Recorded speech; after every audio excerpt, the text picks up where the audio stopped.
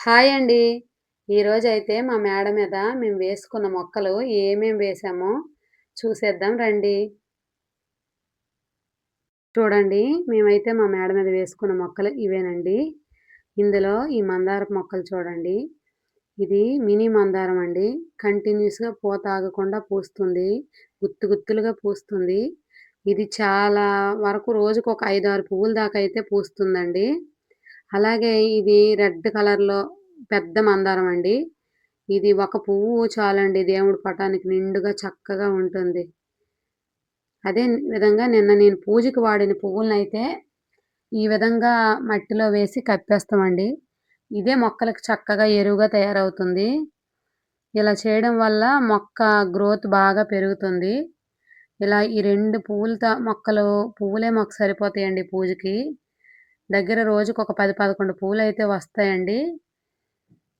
అదే విధంగా మేము తోటకూరను వేసుకున్నామండి. చూడండి తోటకూర ఎంత చక్కగుందో. ఇది వేసి 2 వారాల క్రితం వేసామండి. చూడండి ఎంత చక్కగా పెరిగిందో. అదే విధంగా పాలకూర కూడా వేసుకున్నామండి. ఈ పాలకూర కూడా నేచురల్‌గా ఏ మందులు ఏం వాడకుండా ఈవినింగ్ టైము వాటర్ పోస్తామండి అంతేని దీనికి ఇంకేం ఉండదు. ఇది వాము మొక్కండి. ఇది వాము మొక్క. ఇది మెంతి కూరండి. మేము వేసి 3 డేస్ అవుతుంది చూడండి. చిన్న చిన్న మొలకలొచ్చాయి. ఇది తోటకూరండి. ఇంకేం రాలేదు.